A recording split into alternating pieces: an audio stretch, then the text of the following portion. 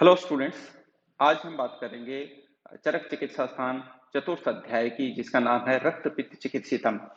तो रक्त पित्त चिकित्सितम ये वैसे तो चिकित्सा स्थान पूरा ही बहुत ही महत्वपूर्ण है। हर चिकित्सा स्थान का हर श्लोक, इवन हर लाइन, हर वर्ड आपको ध्यान में रखना है। और बहुत सारे स्टूडेंट्स जो हैं वो इनमें भी इम्पोर्टेंट देखते हैं। निश्चित रूप से इम्पोर्टेंट देखिए, लेकिन कंसेप्ट आप हमेशा ध्यान रखिए, क्योंकि बहुत सारे क्वेश्चन जो है कॉम्पिटिटिव एग्जाम में कंसेप्ट में से आते हैं, जो सिंगल लाइन में कहीं भी डिस्क्राइब नहीं किए होते। चलिए हम स्टार्ट करते हैं रक्त पित्त चिकित्सितम की। अथातो रक्त पित्त चिकित्सितम व्याख्यास्यामि इति है स्म भगवान आत्रेय। अब यहाँ पे अब इसके बाद रक्त पित्त चिकित्सा की व्याख्या करेंगे। तो अब इसके बाद किसके बाद? ज्वर के बाद रक्त पित्त का वर्णन किया गया है। तो ज्वर के बाद रक्त पित्त का वर्णन आचार्य ने क्यों किया है?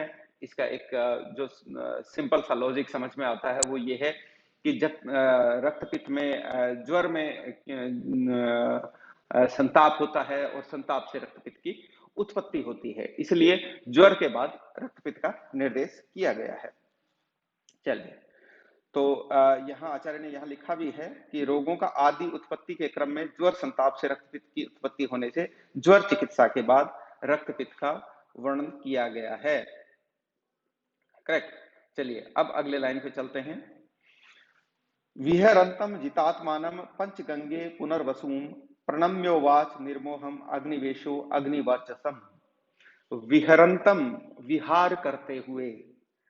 अब यहाँ आचार्य पुनर्वसु के लिए आचार्य पुनर्वसु को अग्निवेश प्रणाम करते हैं, और प्रणाम करने के साथ आचार्य पुनर्वसु के लिए जो जो संबोधन वो काम में लेते हैं बहुत महत्वपूर्ण है। सबसे पहला उन्होंने क्या कहा है?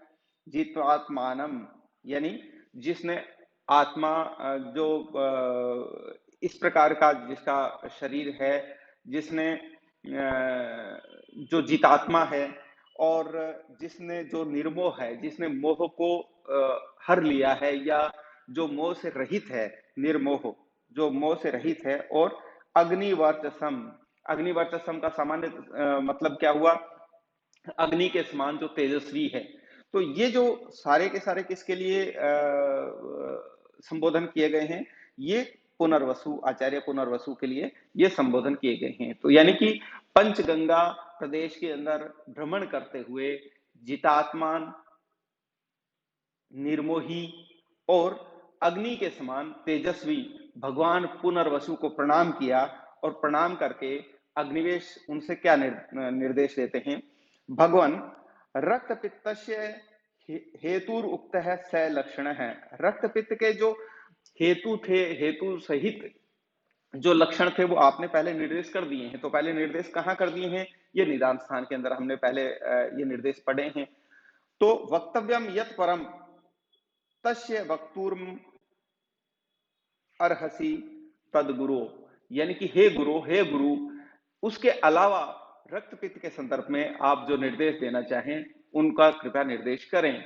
तो रक्तपित्त में हेतु लक्षण के अलावा क्या निर्देश होगा? चिकित्सा का निर्देश। तो यहाँ पे महत्वपूर्ण जो इस श्लोक में आया, एक आचार्य पुनर्वसु के लिए जो इन शब्दों का प्रयोग किया है, जितात्मान, निर्मोही और अग्निवर्चसम, और दूसरा रक्त पित्त संबंधी जो चिकित्सा का निर्देश किया गया है वो कहाँ पे किया गया है? पंचगंगा प्रदेश में। तो पंचगंगा, कुछ लोग पुराने पंजाब को पंचगंगा कहते हैं, कुछ लोग पंजाब के पंचनद प्रदेश को पंचगंगा कहते हैं, लेकिन आपको पंचगंगा प्रदेश याद रखना है कि पंचगंगा प्रदेश में रक्तपित्त से संबंधित निर्देश आचार्य पुनर्वसु ने दिए थे, और आचार्य पुनर्वसु के लिए जो मुख्य संबोधनों का इसमें प्रयोग हुआ था वो जितात्मान, निर्मोही और अग्निवर्चसम, ये निर्देश, ये संबोधन आचार्य पुनर्वसु के लिए किए गए थे। चलिए अगले श्लोक में हम चलते हैं। गुरुरुवाच, उसके बाद गुरु ने निर्देश किया, गुरु ने कहा। गुरु कौन? गुरु पुनर्वसु ने कहा। महागदम, तो बहुत ही इंपॉर्टेंट श्लोक है।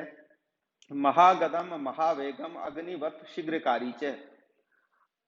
महागद, अब ये महागद किस किस को कहा गया है, ये आप अलग टॉपिक बना रहे हैं, अलग नोट्स बना रहे हैं। हम कंपैरेटिव अभी नहीं चलेंगे, हम सिर्फ इसी की बात करेंगे कि इसको आचार्य सॉरी, आचार्य पुनर्वसु ने क्या कहा है? जो महान व्याधि है, महावेगम, जो बहुत तीव्र वेग वाली है, अत्यधिक तीव्र वेग वाली व्याधि है, और अग्निवत शीघ्रकारी, और अग्नि के समान जो शीघ्रकारी है, हेतु लक्षण विच शीघ्रम रक्त पित्तम उपाचरेत, यानी हेतु और लक्षण को जानने वाला, तो हेतु लक्षण विद शीघ्रम रक्त पित्तम उपाचरेत, हेतु और लक्षण को जानने वाला जो चिकित्सक है, वो इस महाव्याधि की, इस अत्यधिक तीव्र वेग वाली व्याधि की और अग्नि के समान शीघ्रकारी इस व्याधि, कौन सी व्याधि? रक्तपित्त की चिकित्सा शीघ्र ही करनी चाहिए, यानी कि इसकी चिकित्सा में कभी भी विलंब नहीं करना चाहिए, ये मुख्य बात है। तो यहाँ ये जो संबोधन आए हैं, ये संबोधन किसके लिए आए हैं? ये आए हैं रक्तपित्त के लिए। तो रक्तपित्त को महागद भी कहा गया है, रक्तपित्त को महावेग भी कहा गया है, रक्तपित्त को अग्निवत शीघ्रकारी भी कहा गया है। तो ये एग्जाम के पॉइंट ऑफ व्यू से इंपॉर्टेंट है, आप निश्चित रूप से इनका ध्यान रखें। तस्योष्मणम तीक्ष्णम अम्लम च कटूनि लवणानि च धर्मश्च अत्र विदाहस्य हेतु पूर्व निर्देशित है। तो रक्तपित्त, यहाँ ये आचार्य ने क्या बताया? यहाँ आचार्य ने रक्तपित्त का हेतु बताया है। अब हेतु का निर्देश निदान स्थान में कर चुके हैं, लेकिन फिर भी आचार्य ने यहाँ एक बार फिर से इनका निर्देश किया है।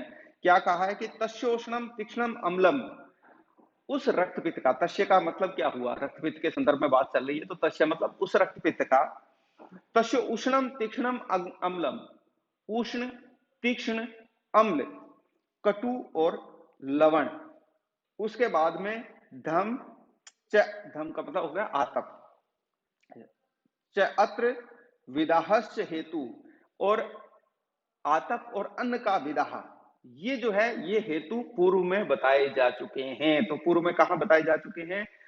निदान स्थान में बताए जा चुके हैं। लेकिन निदान स्थान में बताने होने के बावजूद भी आपको इसमें जो आपको याद रखना है, वो ये याद रखना है कि रक्तपित्त में कौन से रस आचार्य ने बताए हैं। रक्तपित्त के हेतु में, ये रक्तपित्त का हेतु है, तो यहाँ पे अम्ल, कटु, लवण, ये तीन रस, अम्ल, कटु और लवण, ये तीन रस हेतु हैं। तो हेतु का मतलब क्या हुआ? हेतु का मतलब हुआ कि इनका अत्यधिक सेवन करने से रक्तपित्त की उत्पत्ति होती है। तो कौन से रस हो गए? तीन रस हो गए। इसलिए इंपॉर्टेंट है क्योंकि ऑब्जेक्टिव टाइप क्वेश्चन इसके ऊपर बिल्कुल बैठता है। किसी एक ऑप्शन के साथ कुछ कसाई इसके साथ में लगा दिया, या मधुर लगा दिया, या किसी भी तरीके से इन तीन के साथ एक रस को और ऐड करके एक ऑब्जेक्टिव टाइप क्वेश्चन इनका बन सकता है। तो इन तीन रसों के अधिक सेवन से किसकी उत्पत्ति होती है? रक्तपित्त की उत्पत्ति होती है। और इसमें अगला जो हो गया, एक आतप हो गया, धाम का मतलब आतप, आतप, और अन्न विदाह, यानी कि अन्न का विदाह। ये सारे के सारे लक्षण, ये सारे के सारे हेतु किसके हैं? ये सारे के सारे हेतु हैं रक्तपित्त के। तो ये रक्तपित्त हो गया। चलिए अगला श्लोक हम लेते हैं। ये जो श्लोक है, ये है एक तरीके से रक्तपित्त की संप्राप्ति। ये क्या है? ये है संप्राप्ति, करेक्ट। तो अब संप्राप्ति में आचार्य ने क्या निर्देश किया है? तहे हेतु भी समुत्क्लिष्टम पित्तम रक्तम प्रपद्यते तद्योनित्वात् प्रपन्नम च वर्धते तत्प्रदूष्यत। उन हेतुओं से, तत् हेतु, वो जो हेतु बताए हैं, कौन से हेतु? जो आचार्य ने पूर्व में निर्देश किया है, उन हेतुओं से समुत्क्लिष्टम, उन हेतुओं से उत्कृष्ट हुआ। उत्कृष्ट का मतलब क्या होता है? उत्कृष्ट, उत्कृष्ट का मतलब होता है कोई भी अपने स्थान से, एक तरीके से कहें कि अपने स्थान को छोड़ के दूसरे स्थान पे, अपने स्थान को, मूल स्थान को छोड़ के बाहर चले जाना, तो वो उत्क्लेश हो गया, करेक्ट। तो दोष जो है वो जो हेतु हैं, जो हेतु पूर्व में आचार्य ने बताए हैं, उन हेतुओं से उत्कृष्ट हुआ कौन सा? पित्त। पित्त उत्कृष्ट होता हुआ रक्त धातु में पहुंचता है, रक्तम प्रपद्यते। यानी अगर ऐसे हेतुओं का सेवन किया जाए तो इन हेतुओं के सेवन से पित्त उत्कृष्ट हो जाता है। उत्कृष्ट का मतलब हो जाता है अपने स्थान से बहिर्गमनोन्मुख हो जाता है वो, और होता हुआ पित्त कहां जाता है? रक्त धातु में पहुंचता है। तद्योनित्वात् प्रपन्नम च वर्धते तत्प्रदूष्यते, उसी से पित्त की उत्पत्ति होती है। अथवा रक्त का जो एक तरीके से हम ये कहें कि रक्त, ये जो पित्त की उत्पत्ति होती है, पित्त की उत्पत्ति किससे होती है? पित्त की उत्पत्ति रक्त से होती है। ये चीज आपको ध्यान रखना चाहिए। आचार्य चरक ने चिकित्सा स्थान 15 में भी कहा है असृजम पित्तम, यानी कि असृज है पित्तम, यानी कि जो है वो पित्त की उत्पत्ति रक्त से होती है। अब आप इसमें ये देखिए कि जब पित्त रक्त धातु में पहुंचता है तो उसी पित्त पित्त की उत्पत्ति रक्त धातु से ही होती है, यानी कि रक्त और पित्त दोनों समान योनि होते हैं। कहने का मतलब समान योनि भी कैसे हुए? क्योंकि रक्त जो है वो कहां उत्पत्ति होती है? यकृत और प्लीहा में, और पित्त का स्थान भी मुख्यतः कौन सा है? यकृत और प्लीहा है। तो वहां जाने के बाद वर्धते तथ प्रदूष्यत, वो बढ़ता है। वहां जाने के कारण वो बढ़ता है क्योंकि वो समान योनि है, और बढ़ता है, और बढ़ते हुए उस रक्त को वो दूषित कर देता है। तो ये एक तरीके से क्या हुई? संप्राप्ति हुई। किसकी हुई? रक्त पित्त की। तस्योष्मणा ध्रुवो धातुर धातुर धातो प्रसिच्यते। अब ये जो है वो बहुत इंपॉर्टेंट है कि अब तस्योष्मणा, अब उस पित्त की गर्मी से, अब उस पित्त की उष्मा से, तो जो द्रवित कौन सी कर देती है? धातु और धातु, यानी कि मांस आदि जितनी भी धातु है, प्रत्येक धातु को वो क्या है कि द्रव धातु के रूप में क्षरित कर देता है। प्रशिक्षित क्षरण होता है। तो ये लाइन इंपॉर्टेंट है, आपको ध्यान होनी चाहिए। यानी कि धातु और धातु, यानी कि हर प्रकार की धातु को, प्रत्येक धातु को धातु हो प्रशिक्षित, उसको द्रव धातु के रूप में, यानी कि सिंपली क्या आता है? धातु से क्या? द्रव धातु, और द्रव धातु से आप सामान्य क्या अर्थ लेंगे? रक्त से। द्रव धातु कौन सी हुई? मुख्यतः रक्त, क्योंकि रक्त पित्त की बात चल रही है। तो रक्त के रूप में वो क्या करता है? उसका एक तरीके से क्षरण आप कह देते हैं कि वो प्रसेचन होता है, उसका क्षरण होता है, वो क्षरित होती है। तो ये क्या होता है? स्विध्य तस्तेन समृद्धि भूयस्तद अधिगच्छति। अब उससे क्या होगा? इससे रक्त का परिमाण जो है, रक्त की जो मात्रा है, वो रक्त की मात्रा भी बढ़ जाती है। तो अब निदान स्थान अगर आपने देखा हो तो निदान स्थान में भी आचार्य ने कहा है लोहितम च सौ प्रमाणम अतिवर्तते तस्मिन् प्राणातिव्रते पित्तम प्रकोपितम यकृत प्लीहा प्रभावाण लोहित वहानाम स्रोतसाम लोहिताभिषंदय गुरुणी मुखानी। यानी कि रक्ताभिवृद्धि जो है वो एक तरीके से जो निदान स्थान में रक्ताभिवृद्धि बताई है आचार्य ने, वही रक्ताभिवृद्धि एक तरीके से यहाँ आचार्य ने निर्देश की है। तो सिंपली जिन हेतुओं से पित्त जो है वो उत्कृष्ट हुआ, उत्कृष्ट होने के बाद वो रक्त धातु में अपने स्थान से बहिर्गमन हुआ। बहिर्गमन का मतलब उत्कृष्ट हुआ।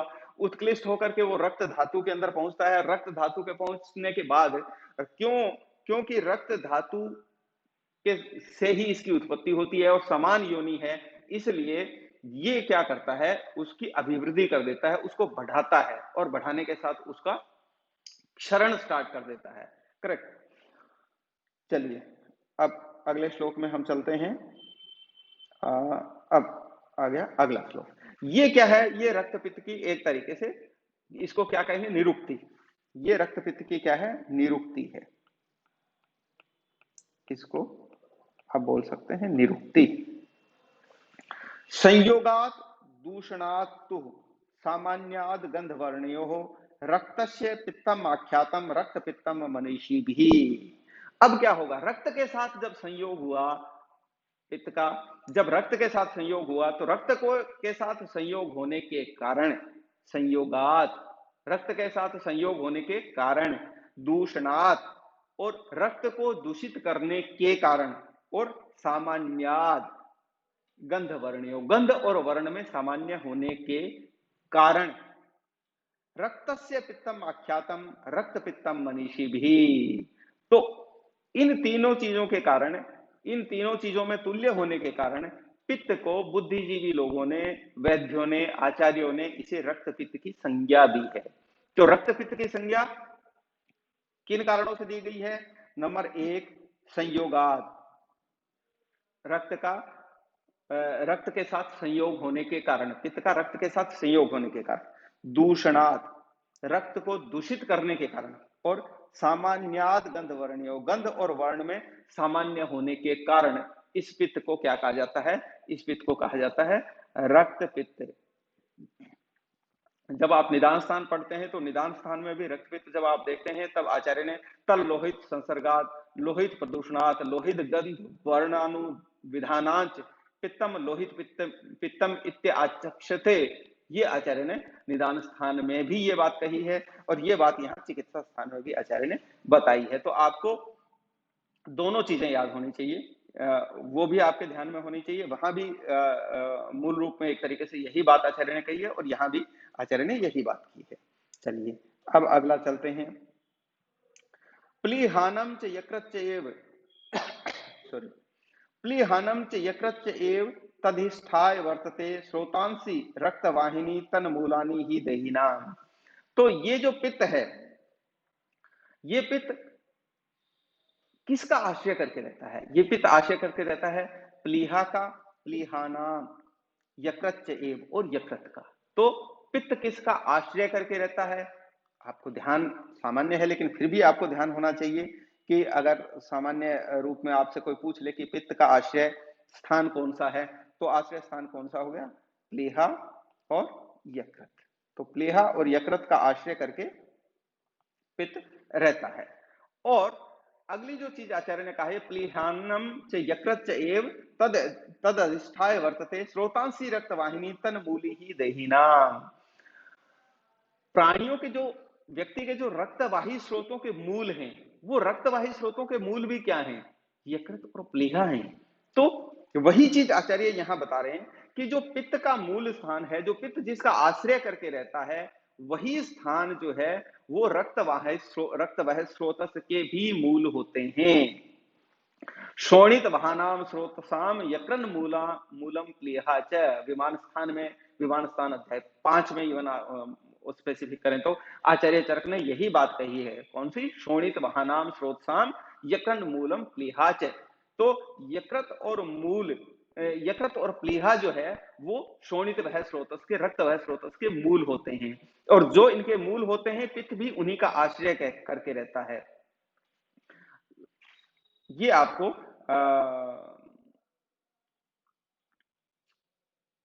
इस चीज को आपको ध्यान में रखना है, यानी कि दोनों का, इनका आश्रय स्थान भी वही है और इसका मूल स्थान भी वही है। तो कहने का मतलब ये हो गया कि आचार्य इससे कहना क्या चाह रहे हैं? आचार्य कहना चाह रहे हैं कि स्थान और योनि समान होने के कारण पित्त की वृद्धि होती है, और जब वृद्धि होती है तो वह रक्त को भी दूषित कर देता है, और जिसके कारण हम क्या कह सकते हैं कि रक्त पित्त की उत्पत्ति होती है। तो ये एक मूल भाव जो आचार्य ने बताया है। चलिए सांद्रम, अब ये अलग अलग जो रक्त पित्त हैं उनका आचार्य निर्देश कर रहे हैं। सांद्रम स पांडु स स्नेहम पिच्छिलम च कफान्वितम श्यावा अरुणम स फेनम च तनु रुक्षम च वातिकम। अब सबसे पहला कौन सा? श्लेष्मिक रक्त पित्त आचार्य ने बताया है, कफान्वितम। अब ये कफान्वितम हम बात करते हैं इसकी, लेकिन पहले आप समझ लें इसको। रक्त पित्त क्या होगा? अगर कफ युक्त होगा, सांद्र होगा, गाढ़ा होगा और पांडु वर्ण का होगा, स पांडु यानी कि थोड़ा कुछ पांडु वर्ण का भी वो होगा, वो सांद्र भी होगा, और स स्नेहम यानी कि स्निग्ध होगा, और पिच्छिलम, पिच्छिलम का सिंपल मतलब है कि चिपचिपा होगा। तो वो कौन सा लक्षण है, वो कौन सा रक्तपित्त है? उसको आचार्य ने कहा है श्लेष्मिक रक्तपित्त। कफान्वित मतलब श्लेष्मिक। तो ये क्या हो गया? ये हो गया श्लेष्मिक रक्तपित्त। तो श्लेष्मिक रक्तपित्त कौन सा हो गया? ये सांद्र होगा, पांडु होगा, सस्नेह होगा, पिच्छिल होगा। और दूसरा जो बताया आचार्य ने वो बताया है वातिक रक्तपित्त। तो वातिक रक्तपित्त में क्या होगा? श्याव अरुण सैफेनम च तनु रुक्षम च। तो श्याव, श्याव का मतलब श्याव वर्ण का, हल्का सा काले वर्ण का, उसके बाद झाग युक्त होगा, और उसके बाद पतला होगा, तनु पतला होगा, और रुक्ष यानी कि वो रुक्ष होगा। तो ये जो लक्षण बताए हैं ये आचार्य ने किसके बताए हैं? ये वातिक रक्तपित्त के, ये लक्षण हो गए वातिक रक्तपित्त के। रक्तपित्तम कसायाभम कृष्णम गोमूत्र सन्निभम मेचकागार धूमा भी अंजनाभम च पैत्तिकम। उसके बाद आचार्य ने कहा है पैत्तिक जो रक्तपित्त है, रेक्टिकम कसायाभम। कसायाभम का क्या मतलब हुआ कि कसाय वर्ण की आभा वाला, जो कसाय वर्ण की आभा वाला हो। कृष्ण, कृष्ण का मतलब होगा जो काला हो। गोमूत्र सन्निभम, जो गोमूत्र के समान हो। और मेचक, मेचक का मतलब होता है जो जिसको कहते हैं कोई चिकना काला कपड़ा जो होता है उसे मेचक कहते हैं। और आगार धूम, आगार धूम का मतलब क्या होगा, आगार धूमाभ धूमाभम, जिसकी आभा जो है वो आगार के धूम की, आगार यानी कि घर के जो धुएं की सी जो आभा है वो उसकी आभा हो। वो कौन सा कहलाता है, वो कहलाता है अंजन पित्तज रक्तपित्त। तो इसको क्या कहेंगे हम, पित्तज रक्तपित्त। तो पित्तज हो गया, कसायाब हो गया, कृष्ण हो गया, गोमूत्र सन्निभम हो गया, मेचक हो गया, आगार धूमाब हो गया, अंजनाब हो गया। तो आगार धूमाब, अंजनाब और गोमूत्र सन्निभम और कसायाब, ये दो तीन चीजें हैं जो आपको ध्यान रखनी है। संसृष्ट लिंगम संसर्गात त्रिलिंगम सन्निपातिकम। तो संसर्गज यानी कि द्वंद्वज जिसे हम कहते हैं, तो द्वंद्वज कौन सा हो गया, दो दो दोष से जो मिलकर के बना वो द्वंद्वज हो गए। और जो तीनों दोषों के साथ तीनों दोषों के लक्षण हो गए वो सॉरी सानिपातिक हो गए।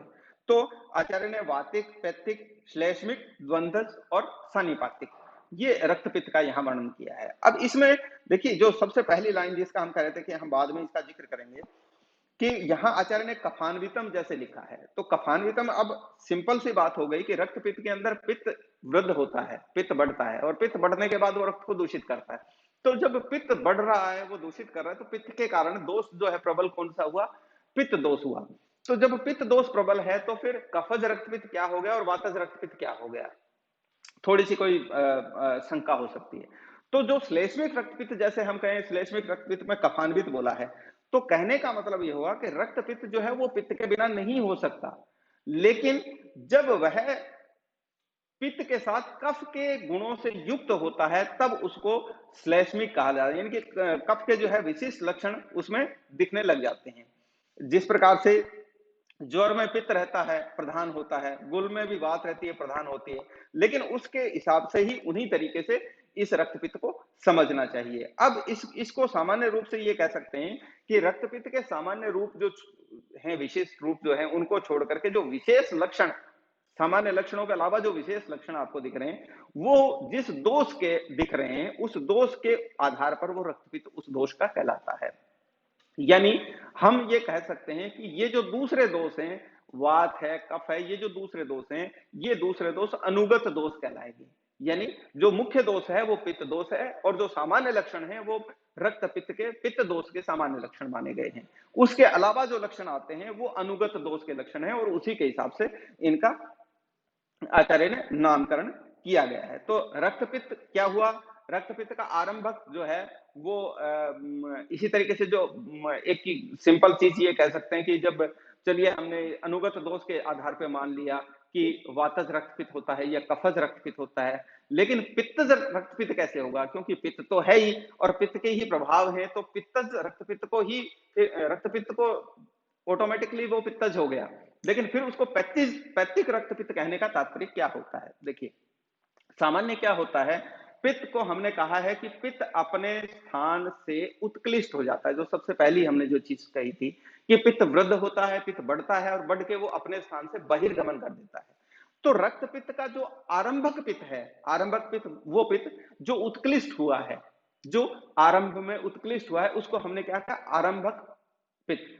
और आरंभक पित्त के साथ स्थानांतर जो पित्त है वो अगर अनुगत हो गया, जो पित्त दोष, जिस तरीके से वात को हमने कहा अनुगत, अगर वात है तो फिर वो वातज रक्तपित्त हो गया, कफ है तो कफज रक्तपित्त हो गया, लेकिन इसी तरीके से अगर पित्त अनुगत दोष कहलाता है होता है तो वो पैत्तिक रक्तपित्त कहलाता है। ये सामान्य इसमें समझने का एक समझने के हिसाब से जो कंसेप्ट हमें समझ में आना चाहिए। चलिए अब अगले श्लोक में चलते हैं।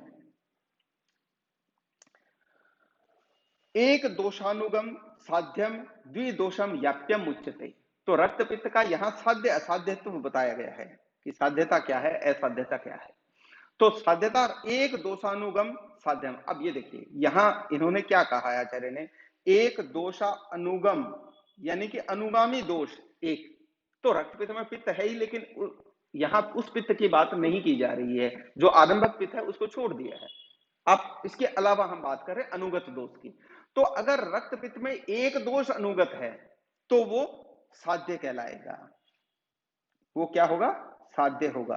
तो एक दोष अनुगत है तो वो साध्य हो गया। द्विदोषम याप्यम उच्यते, और अगर द्विदोषज है, द्वंद्वज है या संसर्गज है तो वो याप्य कहलाएगा। ठीक है। यत् त्रिदोषम असाध्यम, जो त्रिदोषज है वो असाध्य होता है। और तन मंदाग्नेर अति वेगवत, और मंदाग्नि पुरुष को भी अगर कोई वेग वाला रक्तपित्त है तो वो असाध्य होता है। अब यहां इस लाइन को कहने का तात्पर्य क्या हुआ, मंदाग्नि अति वेगवत, यानी हमने ये कहा कि जो असाध्य है वो तो असाध्य है ही, जो याप्य है वो याप्य है ही, जो साध्य है वो साध्य है ही। लेकिन इस साध्य में भी अगर किसी को एक दोषज है, एक दोषानुग है, एक दोष अनुगत है, लेकिन उसको वो पुरुष मंदाग्नि है और उसमें अत्यधिक वेग के साथ वेग वाला रक्तपित्त है, तो वो साध्य होते हुए भी उसको क्या माना जाएगा, असाध्य माना जाएगा। यानी कि वो है एक दोषज, तो एक दोषज के हिसाब से तो वो साध्य हो गया, परंतु एक दोषज होते हुए भी अगर उसकी पुरुष की अग्नि मंद है और रक्तपित्त का वेग अगर तीव्र है तो उसको असाध्य कहा गया है। तो असाध्य कौन से हो गए, असाध्य हो गए जो त्रिदोषज है वो भी असाध्य हो गया, प्लस मंदाग्नि और अति वेगवत जो रक्तपित्त है वो भी असाध्य हो गया। तो इस चीज को आपको देखना है कि एक दोषज होते हुए भी अगर मंदाग्नि पुरुष होगा तो वो असाध्य कहलाएगा। आगे जब हम पढ़ेंगे तो आगे भी आचार्य रक्तपित्त के वेग के संदर्भ में एक मार्ग बलवतो न अति वेगम नवोत्थितम रक्तपित्तम सुखे काले साध्यम शान निरूप द्रवम, ये आचार्य आगे कहेंगे। तो जब ये श्लोक आएगा हम उस टाइम इसको अध्ययन करेंगे। चलिए अब अगले लाइन पे चलते हैं, यहां से शुरू करते हैं। गति ऊर्ध्वम अधस्य एव रक्तपित्तस्य दर्शिता। अब यहाँ रक्तपित्त की गतियों का वर्णन किया है आचार्य ने कि रक्तपित्त की गतियां कौन सी होती हैं। करेक्ट। तो रक्तपित्त की आचार्य ने दो प्रकार की गति बताई है। गतिर ऊर्ध्वम अधस्य एव रक्तपित्तस्य, यानी कि रक्तपित्त की दो प्रकार की गतियां देखने को मिलती हैं। कौन कौन सी गति है, एक ऊर्ध्वम यानी कि जो ऊर्ध्व गति है, और दूसरी अधय गति है। तो ऊर्ध्व और अधय यानी कि दो प्रकार की रक्तपित्त की गति हो गई, एक ऊर्ध्व गति, एक अधय गति। ऊर्ध्वा सप्तविध द्वारा द्विद्वारात्मक धरा गति। तो ऊर्ध्वा सप्तविध द्वारा, जो ऊर्ध्व गति है उसके 7 द्वार माने गए हैं। ऊर्ध्व गति के कितने द्वार हैं, 7। तो यहां पे अगर हम लिखें कि एक होती है ऊर्ध्व गति और एक होती है अधोगति, तो ऊर्ध्व गति के 7 द्वार हैं और द्विद्वारात्मक अधरा गति, और 2 द्वार जो बताए हैं आचार्य ने वो नीचे की जो अधर की जो गति है वो बताए हैं। तो द्वार का मतलब क्या हुआ, द्वार यहाँ क्यों निर्देश किया आचार्य ने, द्वार इसलिए किया कि जब आचार्य ने हमने पहले जो श्लोक पढ़ा था उस श्लोक में हमने क्या कहा था, जहां धातु का हमने इंपॉर्टेंट मार्क भी किया था कि सभी धातुओं को द्रवित करते हुए वो द्रव रूप में उनको क्षरण करता है। तो जिन मार्गों से क्षरण होता है रक्तपित्त में रक्त का, वो मार्ग आचार्य ने बताए हैं कि ऊर्ध्व में ऐसे 7 मार्ग हैं जहां से क्षरण करता है, और अधो में 2 मार्ग हैं जिनसे ये क्षरण होता है। तो ऊर्ध्व गति के 7 द्वार इन्होंने बताए हैं और नीचे की गति के 2 द्वार आचार्य ने बताए हैं। तो इन द्वारों से रक्तपित्त की प्रवृत्ति होती है। सप्त छिद्राणी शीर्षी द्वे च अधय साध्यम ऊर्ध्वगम। तो अब यहां ये जो 7 द्वार हैं ये कौन से हैं, 2 द्वार हैं ये कौन से, ये आचार्य बताते हैं। सप्त छिद्राणी शीर्षी, सिर के जो 7 सिर में जो 7 छिद्र हैं वो 7 द्वार हैं। किसके, सप्त छिद्राणी शीर्षी द्वे च अधे, जो ऊर्ध्व मार्ग के जो 7 बताए हैं वो 7 क्या हैं, वो 7 द्वार कौन से हैं, सिर के जो छिद्र हैं। सिर के छिद्र में कौन कौन से आ गए आप सिंपली समझ लीजिए। 2 हो गए कर्ण, 2 हो गई नासा, 2 कर्ण आ गए, 2 नासा आ गई और 2 नेत्र आ गए। ये हो गए 6 और 1 मुख आ गया। तो ये कितने हो गए? 7। तो ये जो द्वार हैं, ये द्वार किसके हैं? ऊर्ध्व रक्तपित्त के द्वार हैं। साध्यम ऊर्ध्वगम, और ऊर्ध्व जो रक्तपित्त है, वो ऊर्ध्व रक्तपित्त क्या कहलाता है? वो जो ऊपर की ओर जो रक्तपित्त प्रवृत्त होता है, वो रक्तपित्त साध्य रक्तपित्त कहलाता है। तो ऊर्ध्वा सप्तविध द्वारा द्विद्वारात्मक धरागति सप्त छिद्रणी द्वैच अधे। अब साध्यम ऊर्ध्वगम यानी ऊपर की ओर जो जाने वाला है या ऊपर की ओर से जो प्रवृत्त होने वाला रक्तपित्त है, वो साध्य होता है। याप्यम च याप्यम तु अधोगम, और जो अधोग है वो याप्य होता है। याप्य, इसको हमने कहा ये याप्य होता है, और ऊर्ध्व क्या होता है? ऊर्ध्व होता है साध्य। ठीक।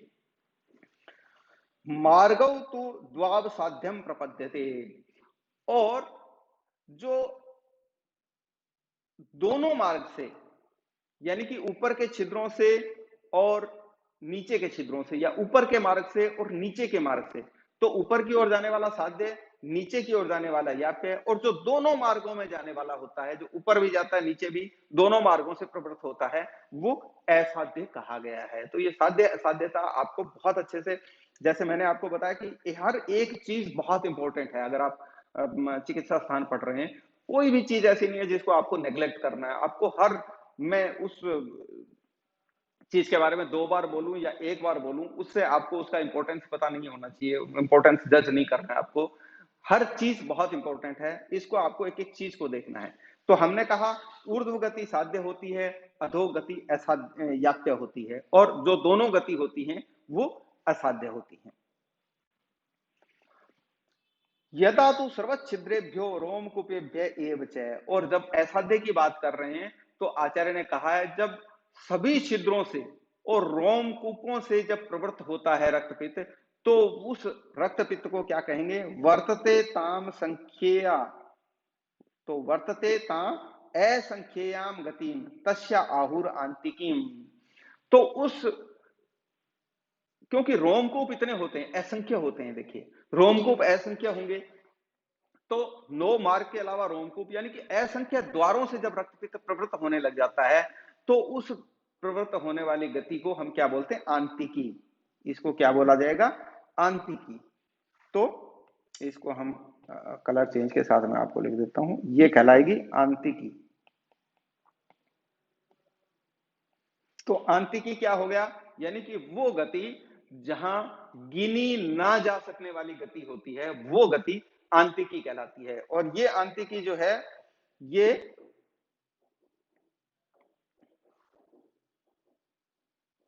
एक तरीके से असाध्य अवस्था, इसको आचार्य ने कहा है कि ये क्या कहलाती है? ये आंतिकी कहलाती है, यानी कि इससे आहुर आंतिकी, बहुत शीघ्र ही उससे मृत्यु हो जाती है।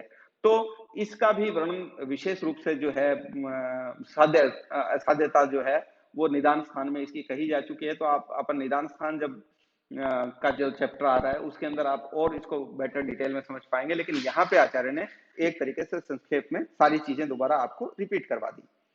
यत् चोभ्याभ्याम यत् च उभ्याभ्याम मार्ग मार्गाभ्याम अतिमात्रम प्रवर्तते तुल्यम कुणप गंधेन रक्तम कृष्णम अतीव च।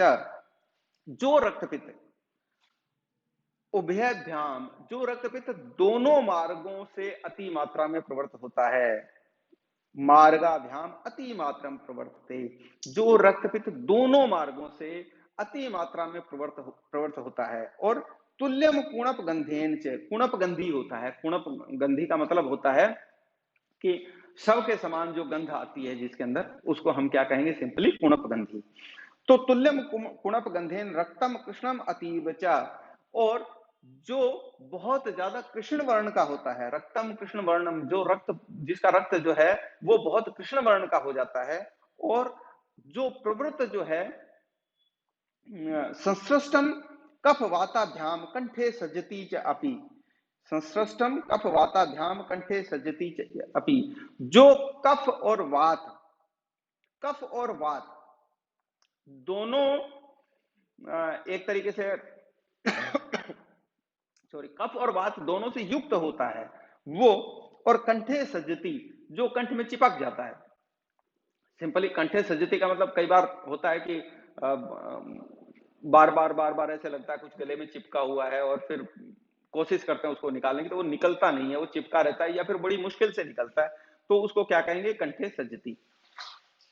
और यच्च अप्युद्रवै सर्वैर यथोक्ते समभिद्रुतम। जो उपद्रव जो बताए गए हैं, उपद्रव कौन से बताए गए हैं, जो उपद्रव बताए थे जैसे दुर्बलता है, जैसे अरुचि है, ये सब जो उपद्रव बताए गए हैं, इन उपद्रव निदान स्थान में आपको सारे मिलेंगे।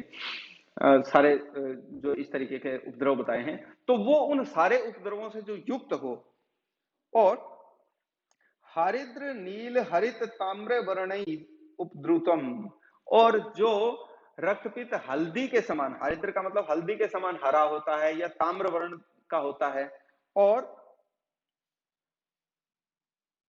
नीला होता है, तो इस प्रकार का जो रक्तपित है वो क्षीणस्य का समानस्य यच तच न सिद्ध्यति।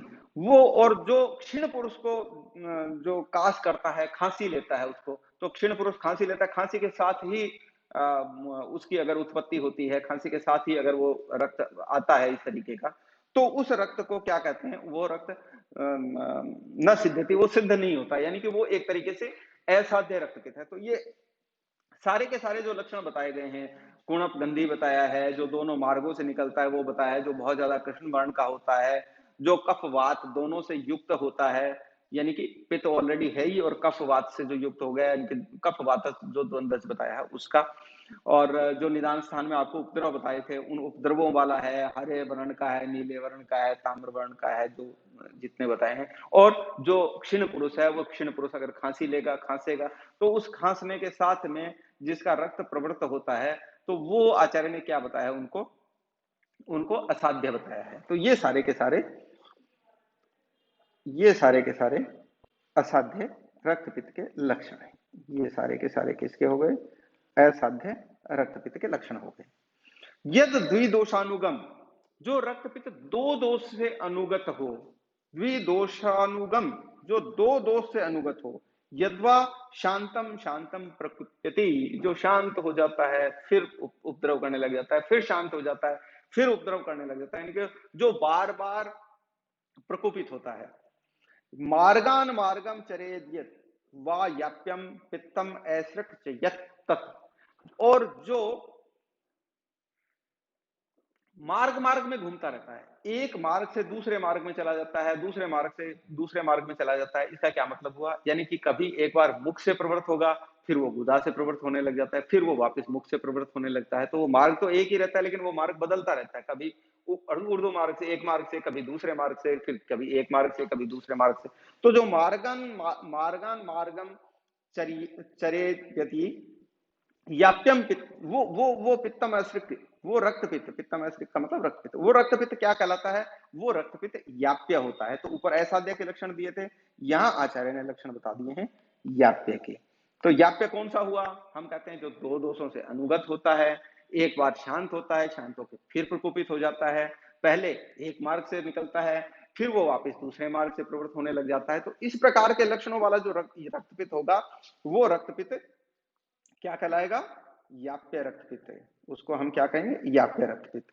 तो चलिए पहले आपको बता दिया असाध्य का, फिर बता दिया याप्य का, और आप चलते हैं।